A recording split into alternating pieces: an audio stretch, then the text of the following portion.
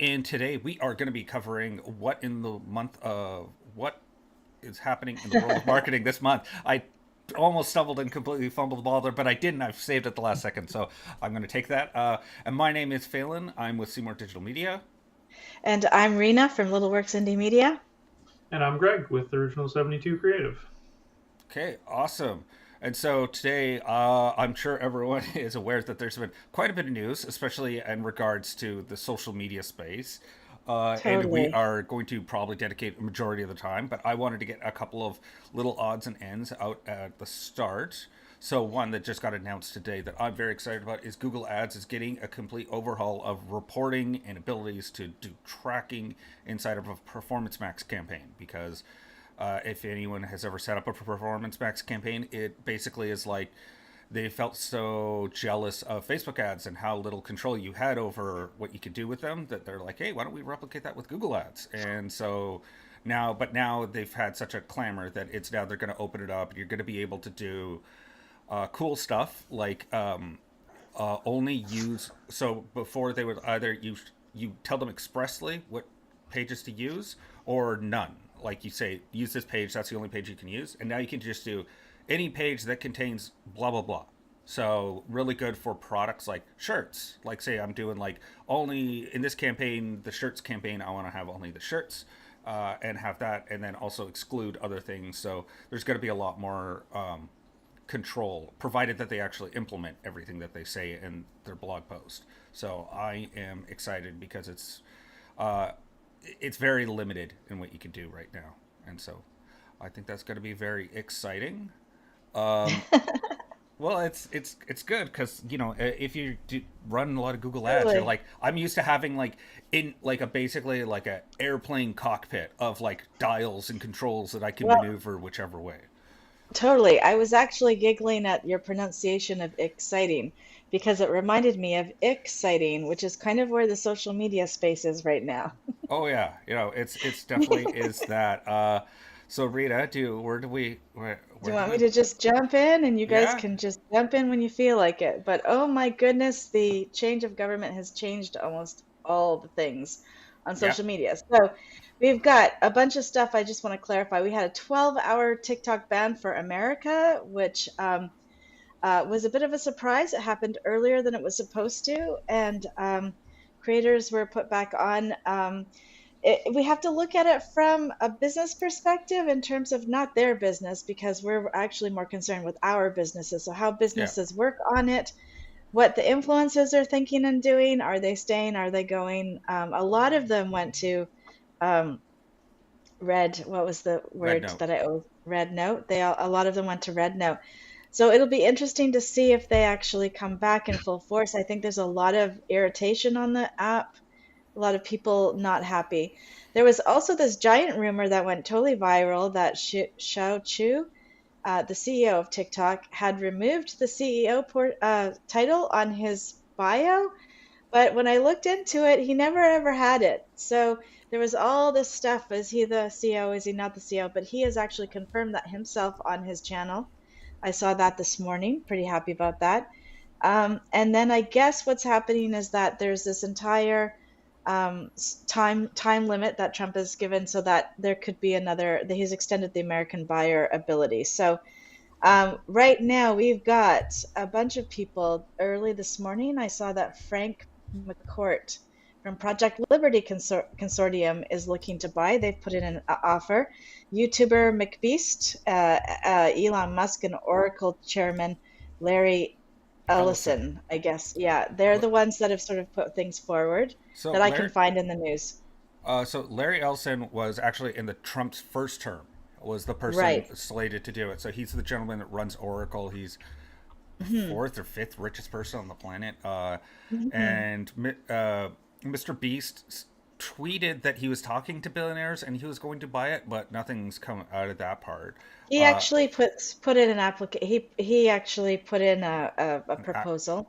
oh, he actually Um, did go through with that because yeah, and it was a tweet was the last thing I'd seen. yeah, no, he was yeah.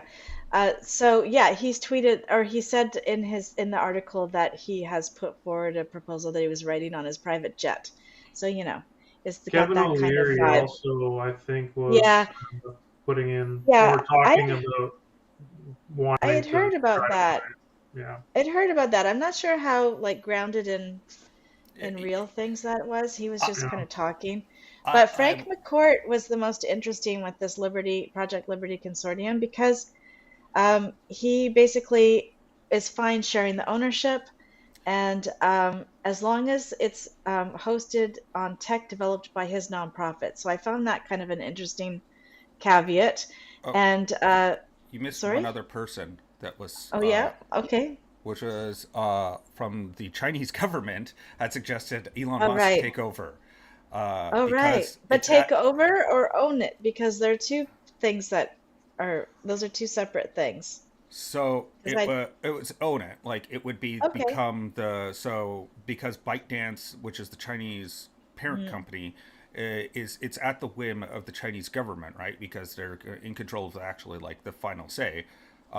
It's not different than like the FTC saying like no, you can't have a merger. Similar mm, concept, but it was at the discretion. And since Elon Musk is very tied to the Chinese government because he makes Teslas there and he sells it in the largest market, which is right. China, he was very like it wasn't.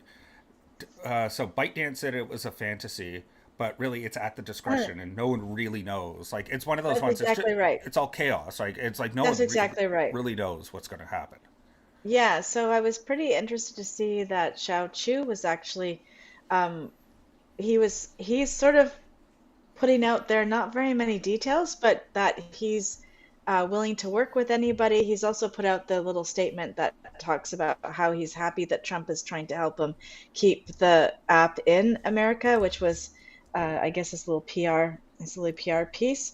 Yeah, And so because of this, everyone's sort of scattered and trying to figure out what is the next app, like where are all the people going, where are the influencers going, anyways. hmm And so there was initially a surge on Meta of more users right before the ban, and then there was some issues that came up due to the government change on Meta also that put a real sour taste in people's mouths in terms of the users, not necessarily the influencers. So, I mean, we already know that on Instagram, it's really hard to get influencers don't like it because it's really hard to get their content to come up because there's just so much ads in the feed. Let's see if I can put the feed that goes down. What I know is that there are a lot of people that are actually swiping stories. This is what I hear a lot of the young people are doing. They're actually swiping stories, and there's much less advertisement in that space. So I'm looking at that, and the numbers reflect that. So my stories are going out to more people who are not my current followers, and that's what I like. I'm looking for greater reach to grow my community. So that's one thing. There has been, I guess, a little bit of extra usage on Pinterest. That's ad space. So ads have basically gone back to Meta. They've gone to Pinterest and they've gone to Google. And but users have gone sort of back to Meta and also to Red. Oh, I've Red done it Note. No. again. Red Note. Thank you. And then the influencers are really also going back to YouTube. So it seems that YouTube has been the equivalent for the influencers. They're starting to build out their content on YouTube. So I'm sort of in the space where now, and I think there are probably a lot of people out there watching this for our clients, our connections, our community. We're sort of trying to figure out, okay, where do we advertise? Where do we put our organic content? And how do we manage all of this change while we're still waiting to see how it, settles and what happens. Yeah, So I haven't made any big changes in my social, other than because the ads are still performing fairly decently, quite well, and I never really did a lot of content on, Instagram versus TikTok. It was going to both platforms, so I'm still sending that content to both platforms. I have increased my stories, and then I'm going to take a look at, we've also put our reels up on YouTube too. So I'm going to look at how to optimize my reels better on YouTube for that to try and, scoop up some of those viewers. And then yeah. okay, so that's that, and that's one bucket. And then I I have wanted the to I wanted Yeah, to also mention another one that I've heard people are, because everybody, leading up to the ban on TikTok was saying like, follow me on this, follow me on that, where you could consume their content if the ban, you know, was finalized. And yeah, I heard one where a bunch were saying Substack, and I yeah, didn't know about yeah, Substack. yeah, And so that one looks interesting because it is geared towards people creating communities and writers creating and writers. content creators Yeah, putting out their stuff. And then also the bigger one I think was just like follow me on my YouTube channel. So I think a lot of people mhm. were trying to get because it's video content Yeah. So over to YouTube. Yeah. I think one of the better things about Substack, and that was sort of like one of the areas that I was going into, is that a lot of the creators are also just reinvigorating their email lists as a space. So it's not really social media, but there was a real push to get in touch so that you could actually access your your community afterwards. Because if you get pushed off of TikTok or any of these apps by having your account closed, you have no access. Yeah. Um, and so I think that there was a big push for people to sign up on newsletter lists, which was pretty interesting. Although it's not quite, it doesn't function the same. It doesn't give me the same dopamine hit that I love when I scroll. So I'm not sure that that's an alternate, but it's definitely one thing to consider and to make sure that you've got in your marketing mix. Hmm. I So was then, also going to yeah, say one thing about that as well, that there's been interesting comparisons on, let's say you're an influencer, and the ad revenue that you get from each platform. yeah, So far, the yeah, best payouts have been through YouTube Shorts yeah, of the yeah, short form video. They've, yeah, because YouTube is trying to hype it, they're trying to pay yeah, more people out so that they produce more content on yes, YouTube Shorts. Uh, yes, because they had basically a fork in the road, and they chose either YouTube Live or YouTube Shorts, and they chose to yeah, go with the Shorts. And there's some interesting comparisons on like ad revenue, compared to even like Twitch, to putting hmm like video, long form videos, or like having a video segment hmm on your Twitch account that people can see anytime. It's just right. pales in comparison to what YouTube's doing right now. Yeah. So a couple of other things that happened out of this was the it was very quiet on YouTube, which actually there was this really interesting for the Canadians out there, Canadian push of content, and a lot of the Canadian influencers were actually given the opportunity to grow their follow base. Some of them were saying like 1,000 people in 12 hours. That's actually pretty good, you know? Yeah, So it's so that was kind of a nice little thing, and it just sort of brought up the whole conversation about CanCon. That I saw that also come up in TikTok. Like, why is that important? And some people were obviously dead against it. I think a lot of young people don't really understand the concept, but in terms of how it worked on TV and how it works in video. yeah, and why it actually helps to bring up those influencers. And interestingly enough, there were Canadians that were complaining, and they were influencers that didn't really have a very big following. So I thought that was pretty ironic. The second thing that came up is, let me see here. Um, Oh, yes, the Meta turned off. So this is another result of the government changeover.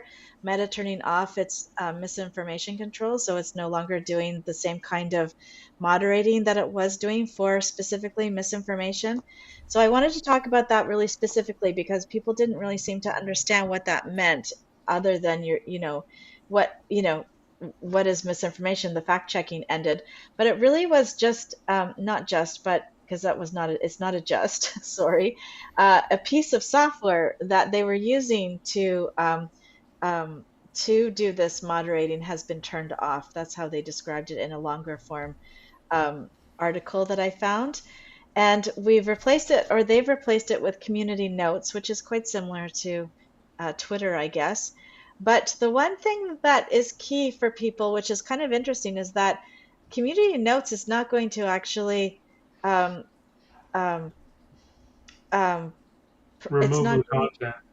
sorry, not that. That's not what I was saying. Sorry. It's not going to actually affect any kind of paid content. So if you want to get around the misinformation issue and avoid the community notes, you just have to turn your ads on and run an engagement on that piece. So we are going to probably get a lot of stuff that we're not going to like. I'm hoping that the echo chamber is going to stay nice so that I don't have to see any of the, Pizzagate stuff and all that weirdo stuff that was coming up for a while there. I suspect that they are going to be opening themselves up because they're under Section 230 is what makes the internet work, Hmm. especially social media, where basically you're not liable. It's so complicated because Hmm. it's supposed to be what it was meant for was when they wrote it was for forums. Is that I host a Hmm. forum and I'm not liable for what's said on the forum by other Yeah. people, but I'm not going to edit it because if you edit anything that they say, then you're editing content. Now you're Yeah. dictating editorial content. And so But if you're just a host of this content, as long as it doesn't break any like explicit laws, then you're okay. right, but here's the thing, the laws have changed in the United States. So they've actually removed the laws about dehumanizing speech about transgender people and immigrants, and they've killed the diversity and equity inclusion programs. So basically, I'm interested to see what's going to happen in the US compared to Canada because we still have laws in Canada, right? So is there going to be any liability over this for Canadians, just like how the Canadians had sued for advertising issues previously? There was a big lawsuit. I mean, what happens when somebody's bullied to death again? We're going to have to go through this whole thing all over again. And who is responsible for that when someone is bullied? So I'm not sure what this is going to be. I'm not looking forward to it at all. I'm hoping that my echo chamber follows me very closely and it doesn't change that much. But I think that if you're in the wrong space, it's not going to be very pleasant, you know? Yeah, it's gonna be. I think that it's just too much instability right now for anyone to say with a Hmm. clear Yeah. idea that we So know what's gonna happen. I'm hoping that whoever's looking at this, if you've got a different experience in your echo chamber and you've seen some notes, community standard notes or whatever, community notes, whatever they're calling them, can you screen cap them and share them? Because I'd like to see what they look like and how it works. I've yet to see one in Facebook.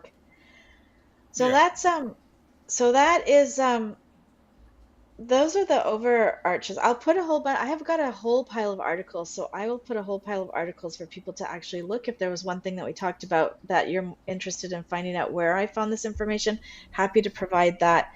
And the news kind of shifted really quickly. So some of these articles that I have, I'm not actually talking about because it's already moved to the next to the next iteration. Yeah. And then the one thing that I did want to point out that is sort of like a nice little thing, Google Ads chat. Sorry, Google is adding chat to the US business listing pages. So that'll be fun to see how that works. So it almost feels like Google Business Listings is trying to think about its potential for social, like to be more social, like it's become the old Google Plus, maybe. I don't know. But yeah, so they'll be able to reach you directly. And it's weird because they got rid of messages not that long ago. We were able to get messages and they took that out. So I'm not sure what the Yeah, was difference. that only a Canadian thing that I that don't you're know. that they that then removed? I Yeah, Because that I used don't to be know. available for Mhm. for most Canadian Yeah, businesses. But I just yeah. assumed if we had it, they probably had it in the States. But No, they maybe do they a did. lot of they do a lot of test marketing in Canadian places without America because it's just so much bigger with a bigger population, so they can do smaller areas with smaller people. Yeah. I've seen that before, so there are things that we get so first.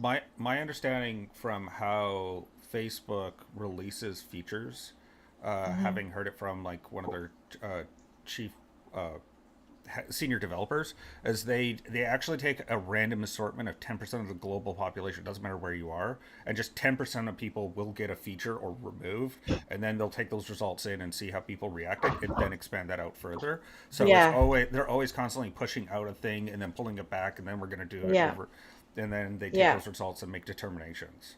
And yeah. so And I realized I just missed one little piece. So while I had said that the influencers were not that interested in going back to Instagram because of the ad saturation. There was this piece of information that went out in Ads Week that talked about how the data is showing that Reels on Facebook and Instagram have surged in this first quarter compared to previous years, probably as a result of trying to pick up that the influencers back into Instagram off of TikTok. Yeah, that makes sense. I think that yeah, right now it's just everyone's kind of figuring out where the new place to be is, and I think that it's yeah. There's just like I said before, Yeah, there's too much instability to be like, oh, this is obviously the new trend yeah. line. I'm Um, not making any fast decisions, that's for sure, for my clients. But the other thing that you can do if you're very unhappy with Meta, which a lot of people are, a lot of people in my circles are really upset. You can turn your data collection off. So yeah, if you still want to be there and just and give them the old, you know, what for, turn your data off. yeah, especially if you're on an iPhone, it's super Mhm. easy on an iPhone. Uh, There my was Google, something I came across just in the last day or two, and I'm trying to find out more about it, and I haven't really determined whether any of it was true or not. But I had heard that there was potentially a new app called Skylight, either coming or maybe it's in beta for some people. And the reason why I came across it was because someone was saying if you're on Blue Sky, anything because the Blue Sky code base and this other new platform, which they called Skylight, were on the same sort of platforms. Anything that you posted on Blue Sky also was posted to Skylight. Um, and I'm trying to look into a little bit more information on this Skylight app, and I haven't really found anything concrete. Did you guys hear anything along those lines No, about something I'm like that? No, I haven't heard that, but I will be looking into that soon. I'm already Googling it as you speak. yeah, It yeah, it seems that there are some people talking about it on TikTok, so it looks like it is growing quite quickly. But mind you, both of the videos come from one person, so there may be an affiliate link involved. But I don't see exactly like it doesn't actually come up to the top of my it's not first in the yeah.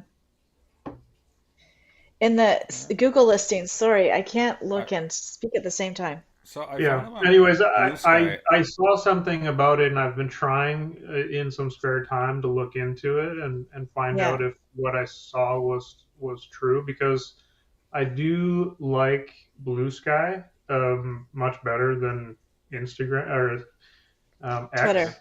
Yeah, yeah. Yeah, And I will if never call it X. Yeah, if it's a platform that allows you to sync with Yeah, other social media accounts using similar code bases, then that would be convenient. totally. And I'm looking at automating some of this stuff in the meantime so that I can actually get my business on, I'm keeping mine on Twitter for the moment just because I have a SaaS client. But and also some of these updates, the best updates that I saw on the changes for TikTok and all of that were journalists on X. So I don't really want to leave there yet because they're still doing some good work up there in very small bubbles. But I do want to get this similar content onto Blue Sky. So I'm looking at automations, and I think I'm going to start using more automations to try and sort of hedge my bets until something lands in the same way that the mass mass tipping point hits, and then I'll be able to really just make a good decision. Yeah, yeah. yeah. I would say the Skylight as well. It looks like they're trying to be a TikTok alternative. I found their Blue Sky Oh, account, Hmm. and they said that okay. they're a Right. proto Skylight alt. is supposed to be something that would be a replacement to TikTok. Yeah. Yeah, yeah, yeah. But it's less because but Blue Sky is like more. because it's made by Jack Dorsey. It's like an alternative to Twitter, and Hmm. so yeah, I, I haven't found anything specifically about like what you post on there goes on the other one. That's not. Well, there was something. What I had read was something about the like behind the scenes code or framework that it's all on. They were on. They had some similar framework that they were being built on, which allowed for the ability to, if you post on one, it goes on the other as well. Yeah, Again, it's something I just came across and I didn't research enough to, but it seemed like it was something that was interesting to follow up and learn more about. fair. Yeah, I get that.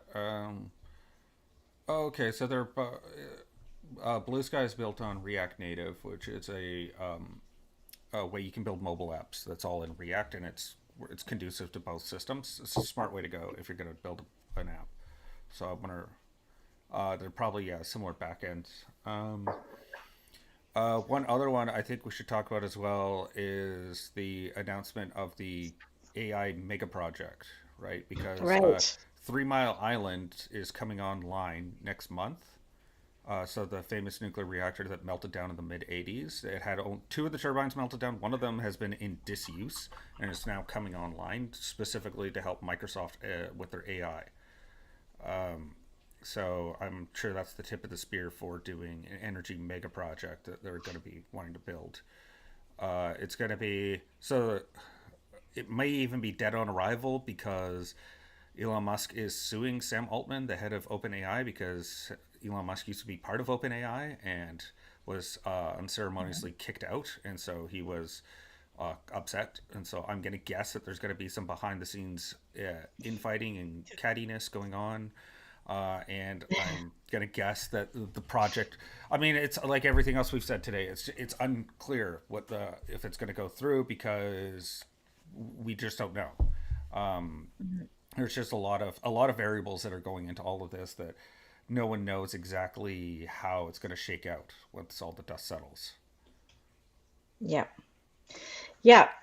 So, yeah, that is pretty interesting, and it will be interesting to see how all the relationships play out. You're right, because that's sort of what it is, and it's actually quite funny watching them in this sort of new phase where everyone feels a little bit um, trepidatious in their dealings with everything and what they're saying online and all that stuff, like in terms of the Well, big players. I'm not talking about the influencers. The influencers are right in there saying how it is for them, but the people that are looking at purchasing, the people that are the head of the platforms, they're all just they've all got an air of if I make the wrong move, everything's going to be ruined. you yeah, know? as well, there's a couple of things, especially in the AI field, that AI is moving super quickly, and the law is Hmm. slow to catch up to them. Hmm. But there's a mouse in Florida that would very much like to might stomp out AI because Mickey Mouse, right? Like Disney is their entire brand is built on I have intellectual property and I will sue you out of existence, and they And have actually, infinite money. that's yeah, that's actually quite hilarious because Disney is aggressive with its lawsuits for sure in that realm. They And have the they money. do have, They have the yeah, money. They have the motivation. They have the yeah. lawyers that are really good. So And Disney's gonna save us? well, but that's the thing. It's I don't like that's the one thing that will destroy AI is any basic lawsuit Yeah, of hey, how did you get your training data? And they go because every time they've asked them, they stymied and they kind of like really sweaty and said, don't ask, because like they did stuff like scrape all YouTube to make video content. yeah, Like yeah. they've been pretty aggressive about getting this information that one strong lawsuit and this whole thing could like there's no legal AI, especially for generative AI, is an obfuscation tool because it's Yeah. already been determined in the courts that anything generated by AI cannot be copywritten because there's Mhm. no clear creator. But the flip side of it is where did you get the training data? And Mhm. OpenAI is that's the reason why they ran to Microsoft is because Microsoft has really good lawyers too. So it would be Microsoft versus Disney in this fight, and so who knows how it's going to shake out. Anyway, the fun times ahead for everyone. No kidding. Yeah, because we have just hit 30 minutes, and so I think we're gonna wrap it up there. It's yeah, 2025 is gonna be an interesting year. I think we're all in agreement that it's. Uh, I think by Starting this off time, with a bang. yeah, yeah. Whatever it by the end of this year, it's going to be completely different than the way we started it. That's the only thing I'm I guaranteed know of. our annual wrap up is gonna be the best. Yeah, red eyed from crying all year, something like that. No, it's Anyway, gonna be great. oh yeah, no, it's going to be a good year. It's just going to be whatever. It's going to be different by the end of this year. That's the only thing I do know for sure. Anyway, we'll sign off here. My name is Phelan. Oh, Rena, see you next week. And I'm Greg. And next week, for the topic, we're looking at how to optimize your local listings for more traffic. So With Rena and Pip. that's going to be with Pip and Rena. Yeah. Yeah. Yeah, so you can join us wherever you're watching this now. See you next week.